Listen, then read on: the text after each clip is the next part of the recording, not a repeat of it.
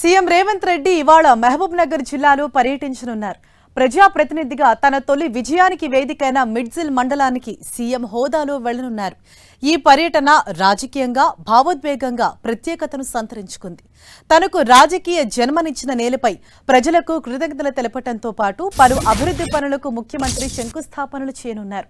తన రాజకీయ ప్రస్థానంలో తొలి విజయాన్ని అందించిన ప్రజలకు కృతజ్ఞతలు తెలిపేందుకు ఇవాళ ప్రత్యేక కార్యక్రమం నిర్వహించనున్నారు. జెడ్పీటీసీ సభ్యుడిగా ప్రారంభమైన తన ప్రజా ప్రస్థానం నేటితో 20 ఏళ్లు పూర్తి చేసుకుంటున్న సందర్భంగా ఈ పర్యటనకు ప్రత్యేక ప్రాధాన్యత సంతరించుకుంది. 2006లో మిడ్జిల్ జెడ్పీటీసీగా గెలవటంతో రేవంత్ రెడ్డి ప్రజాప్రతినిధి జీవితానికి నాంది పలికింది. ఆ తర్వాత ఎమ్మెల్సీగా, కొడంగల్ ఎమ్మెల్యేగా, మల్కాజ్గిరి పార్లమెంటు సభ్యుడిగా, కొడంగల్ నుంచి 2 సార్లు ఎమ్మెల్యేగా, ప్రస్తుతం తెలంగాణ ముఖ్యమంత్రిగా ఆయన రాజకీయంగా ఎదిగారు.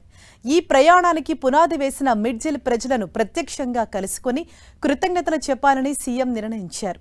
మధ్యాహ్నం 1 గంటకు ఆలయ ఆవరణలో ఆత్మీయులు, ఆనాటి పెద్దలతో లంచ్ చేయనున్నారు సీఎం. మధ్యాహ్నం 2:30 గంటలకు ఊరుకొండపేట నుంచి రోడ్డు మార్గంలో మిడ్జిల్కు బయలుదేరనున్నారు. మధ్యాహ్నం 3 గంటలకు మిడ్జిల్ బహిరంగ సభ ప్రాంగణానికి చేరుకోనున్నారు.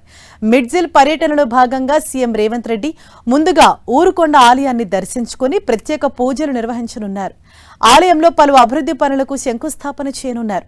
అనంతరం తన తొలి రాజకీయ ప్రయాణంలో తోడుగా నిలిచిన అనుచరులు, గ్రామ పెద్దలు, ఆత్మీయులతో మధ్యాహ్నం భోజనంలో పాల్గొంటారు.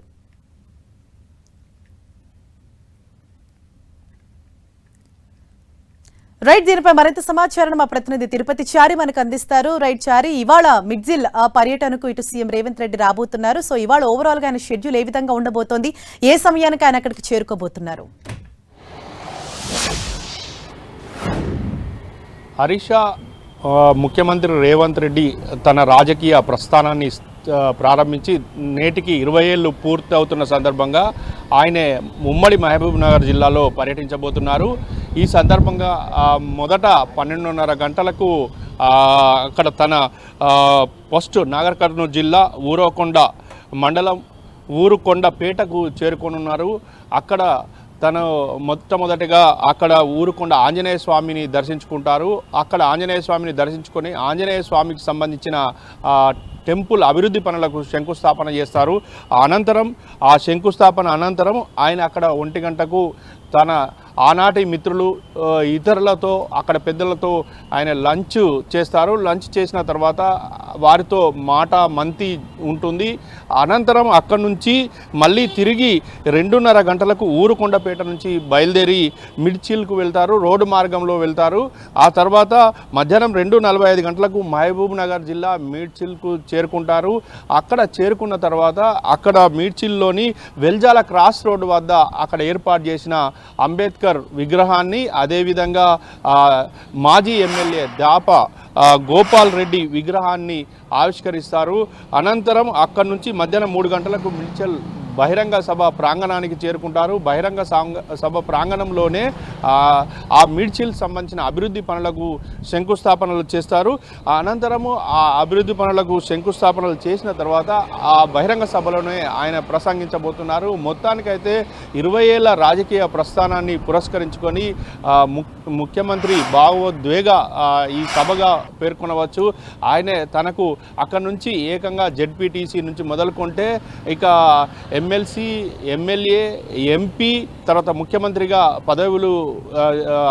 పదవులు పొందారు.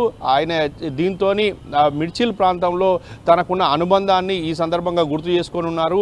అక్కడ రాజకీయ ప్రస్థానం మొదలు కావడంతో ఖచ్చితంగా అక్కడి ప్రజలకు ఏదో ఒకటి చెయ్యాలనే తపనతో ఆ ప్రజల రుణం తీర్చుకునేందుకు ఆ జిల్లాకు ఈరోజు వెళ్తున్నట్టుగా ముఖ్యమంత్రి తను ఎక్స్లో కూడా పోస్ట్ చేశారు. మొత్తానికైతే ముఖ్యమంత్రి రేవంత్ రెడ్డి పర్యటన నేపథ్యంలో ఆ ప్రాంతంలో పూర్తిగా భద్రత ఏర్పాటు చేశారు. కట్టుదిట్టమైన భద్రత మధ్య ఎలాంటి ఇబ్బందులు లేకుండా అక్కడ ఉన్న ప్రజలకు కానీ, అదేవిధంగా తనతోని ఉన్న సన్నిహితులకు కానీ ఎవరికి కూడా ఆయన కలిసే అవకాశం ఉంది. వాళ్ళు కూడా నేరుగా ముఖ్యమంత్రిని కలిసేందుకు ఏర్పాటు చేశారు. అయితే ఎలాంటి అవాంఛనీయ సంఘటనలు జరగకుండా, ఇబ్బందులు రాకుండా ముందస్తు జాగ్రత్తలు తీసుకుని పెద్ద ఎత్తున భద్రత కూడా ఏర్పాటు చేశారు. హరీష, మరోవైపు సీఎం రేవంత్ రెడ్డితో పాటు ఎవరెవరు ఆయన వెంట వెళ్ళనున్నారు, అలాగే ఆయన లంచ్ కూడా వారితోనే కలిసి చేస్తారని తెలుస్తోంది. సో ఎవరెవరు పాల్గొనబోతున్నారు? అక్కడ ప్రధానంగా మేడ్చిల్కి సంబంధించి ఏదైతే ఊరుకొండ సంబంధించిన పేటకు సంబంధించిన పెద్దలు, ఆ నియోజకవర్గానికి సంబంధించిన కొంతమంది నాయకులు, ఆనాటి స్నేహితులు ఈ దీంట్లో పాల్గొంటారు. అదేవిధంగా ప్రస్తుతానికి సంబంధించిన మంత్రి వాగిటి శ్రీహరి, అదేవిధంగా స్థానిక నేతలు, ఇక చుట్టుపక్కల నియోజకవర్గాలకు సంబంధించిన ఎమ్మెల్యేలు కూడా ఈ కార్యక్రమంలో పాల్గొనబోతున్నారు. Harish, thank you Chari.